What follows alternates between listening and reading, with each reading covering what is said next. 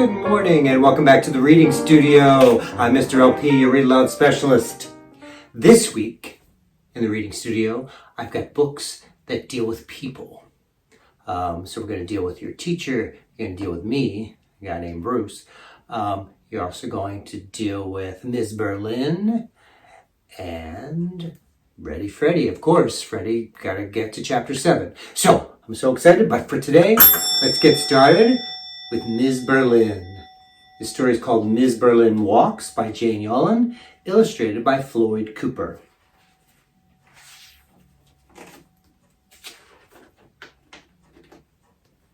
Well, child, I recall once upon a time an old woman lived on our street, oldest woman I'd ever seen.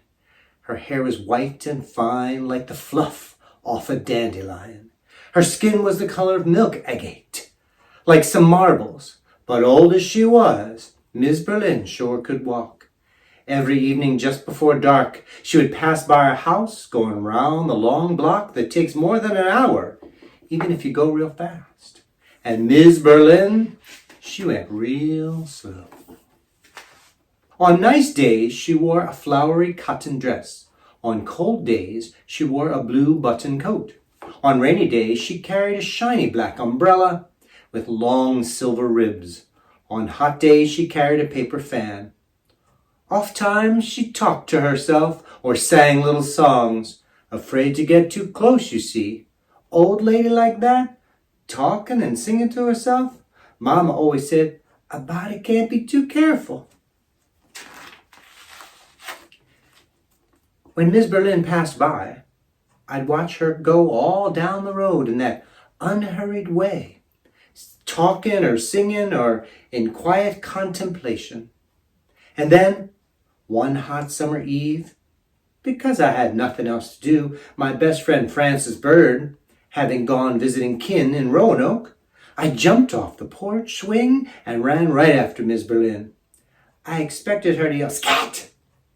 or to put a curse on me, or to fix me with her eye.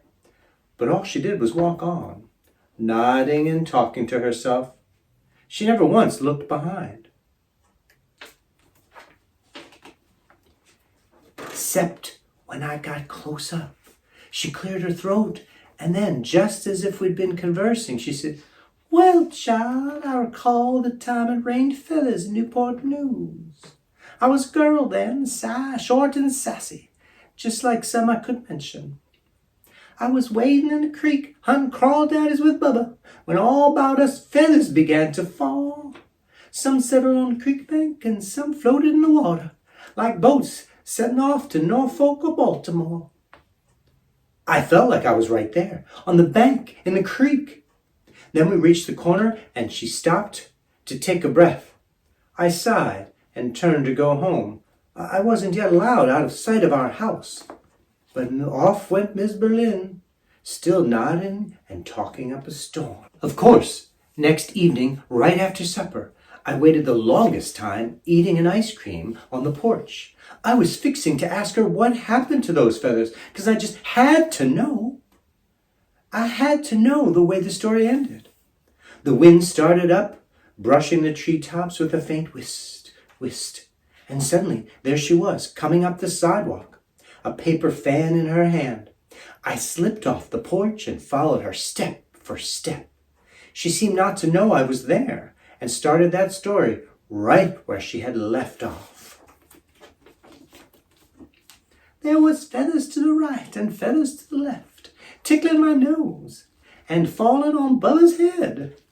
I finished my ice cream and wiped my sticky hands on my flower sunsuit. Without missing a step, without missing a word, she reached back and grabbed hold of my hand, threading her fingers through mine.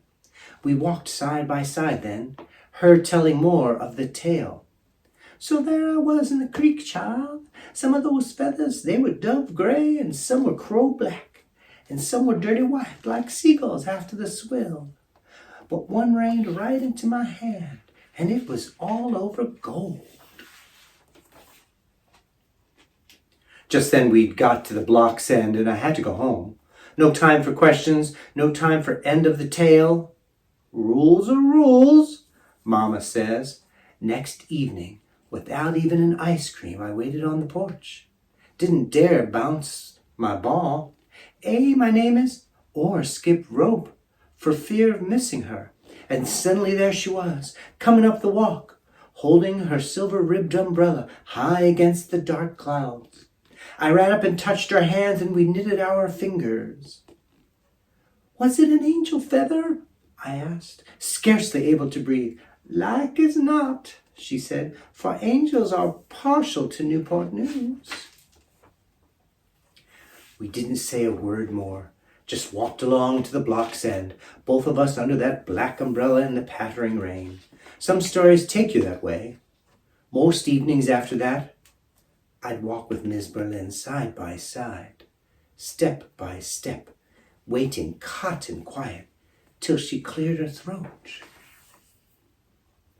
Then if she said, "Why, Mary Louise, I smell the salt from the bay," I'd slip my hand into hers, and we'd talk of sailing ships, cruisers on the Chesapeake, or pirate ships on the Spanish Main. Or if she said, "Why, Mary Louise, I feel a soft summer breeze," we might speak of the hurricane of '48, when water lapped like wet tongues at the front steps of houses all the way to Kikotin Road, and trees were bent near double. But if she said, "Well, child, I remember once upon a time," she'd tell a real whopper of a tale about Clever Jack, or that bad girl with a mouthful of toads, or the ghost that walked each night under the whispering trees. Of course, each story had to end at the corner of the block. I would run on home, stuffed full of tales, which I told over and over to my dolly before falling asleep in order to keep a hold of them. Then, one evening in early March, it was a false spring, when the blossoms on the trees were furled tight as a baby's fist, Miz Berlin told me the story of her coming into the world. It was a hard tale, full of hard-scrabbled dirt, a 2-room cabin, and a lot of hunger. When I went way down the block to where her house sat, and up the walk, first time ever, the house was all dark, and the blinds drawn down. I went back home and cried in my sleep, not knowing why. In the morning, my pillow was spotted and damp. Mama told me at breakfast, old Miz Berlin had fallen down the stairs, snapped her hip in two. She was 6 weeks in the hospital. When she came back to her own house, she still couldn't walk, and she couldn't talk either. I had to finish that story to my dolly the best way I could. Every evening after that, old Miz Berlin tried to rise out of bed. Then she cried because she couldn't manage. Leastways, that's what her nurse said when Mama and I brought over one of Mama's famous straw apple pies. Miz Berlin up and died soon after, and I think I know why. Even good habits are hard to break. Hearts break so much easier. But evenings, right before dark, when the wind whispers kindly through all the tall sycamores, folks around here say, "Miz Berlin Walks." And if you squint your eyes really hard, you may be able to see her in a flowery cotton dress, carrying a silver-ribbed umbrella, or, if it's hot, a paper fan. And if you listen real hard, you might even hear her tell a block-long tale about the time it rained feathers, or the hard-scrabbled birth, or the one that starts, "Well, child, I recall once upon a time an old woman lived on our street, oldest woman I've ever seen."